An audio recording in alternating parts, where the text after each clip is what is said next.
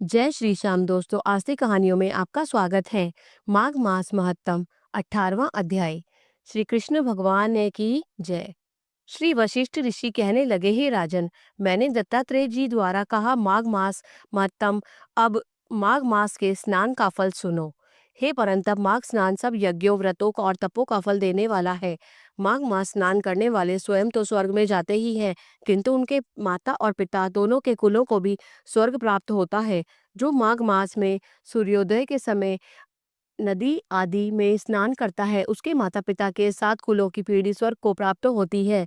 माघ मास में स्नान करने वाले दुराचारी और कुकर्मी मनुष्य भी पापों से मुक्त हो जाते हैं, और इस मास में हरि का पूजन करने वाले पाप समुदाय से छूटकर भगवान के सदृश शरीर वाले हो जाते हैं। यदि कोई आलस से भी माघ में स्नान करता है, उसके भी सब पाप नष्ट हो जाते हैं। जैसे गंधर्व कन्याएं राजा के श्राप से भयंकर कल को भोगती हुई लोमश ऋषि के वचन से माघ में स्नान करने से पापों से छूट गई। ये वार्ता सुनकर राजा दिलीप विनय से पूछने लगा कि गुरुदेव, ये कन्याएं किसकी थी? उनका कब और कैसे श्राप मिला? उनके नाम क्या थे? ऋषि के वाक्य से कैसे श्राप मुक्त हुई? और उन्होंने कहाँ पर और स्नान किया? आप विस्तार पूर्वक सब कथा कहिए। वशिष्ठ जी कहने लगे कि हे राजा, जैसे अरणि से स्वयं अग्नि उत्पन्न होती है, वैसे ही ये कथा धर्म और संतान उत्पन्न करती है। हे राजन, सुख संगीत नामक गंधर्व की कन्या का नाम विमोहिनी था। सुशीला तथा स्वरवेदी की सुंबरा, चंद्रकांत की सुतारा तथा सुप्रभा की कन्या चंद्रिका, ये 5 सब समान आयु वाली तथा चंद्रमा की जैसी कांति वाली और सुंदर थी। जैसे रात्रि को चंद्रमा शोभायमान होता है, वैसे ही पुष्प की कलियों के समान खिली हुई अप्सराएं थी। ऊंचे पयोधर वाली पद्मिनी, वैशाख मास की कामिनी, यौवन दिखाती हुई नवीन पत्तों वाली लता के सदृश गोरे रंग, सोने के सदृश चमकती हुई और सोने के अलंकारों से सुशोभित, सुंदर वस्त्र धारण करे हुए, अनेक प्रकार के गाने और वीणा तथा बांसुरी दूसरे बाजे बजाने में प्रवीण और ताल स्वर तथा नृत्य कला में निपुण थी। इस प्रकार वे कन्याएं क्रीड़ा करती हुई कुबेर के स्थान में विचरती थी। एक समय कौतुकवश माघ मास में वन से दूसरे वन में विचरती हुई मंदिर के पुष्प तोड़कर सरोवर पर गौरी पूजा करने के लिए गई। स्वच्छ जल के सरोवर में स्नान करके वस्त्र धारण कर मौन हो बालू मिट्टी की गौरी बनाकर चंदन, कपूर, कुमकुम और सुंदर कमलों से उपचार सहित पूजन करके ये 5 कन्याएं ताल नृत्य करने लगी। फिर ऊंचे गांधार स्वर में सुंदर गीत गाने लगी।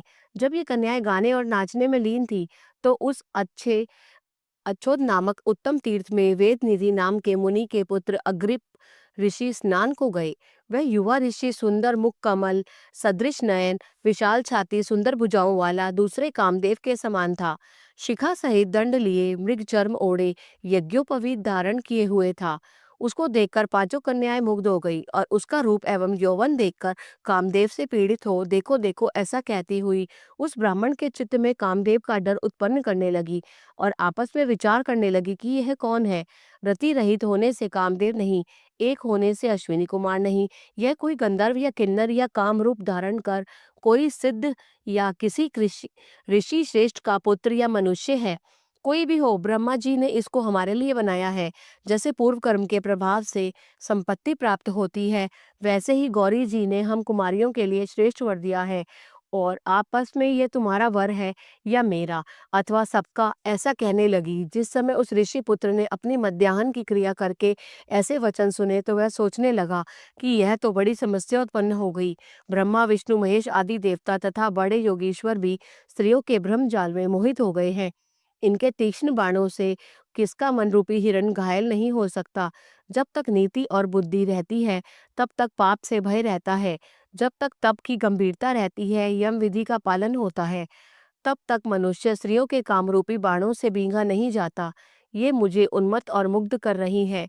किन गुणों से धर्म की रक्षा हो सकती है? स्त्रियों के मांस, रक्त, मल मूत्र से बने घृणित और अशुद्ध शरीर में कामी लोग ही सुंदरता की कल्पना करके रमण कर सकते हैं। शुद्ध बुद्धि वाले महात्माओं ने स्त्रियों के पास रहना कष्टकारक कहा है। सो जब तक यह पास आवे, घर चले चलना चाहिए। अतः तब तक वह उसके पास आई और वह योग बल से अंतर्ध्यान हो गया। ऋषि पुत्र के ऐसे अद्भुत कर्म देखकर वह चकित होकर डरी हुई चारों तरफ देखने लगी। और आपस में कहने लगी कि यह क्या इंद्रजाल था जो देखते ही देखते विलीन हो गया। और वह विरह की अग्नि में जलने लगी और कहने लगी कि हे कांत, तुम हमको छोड़कर कहाँ चले गए?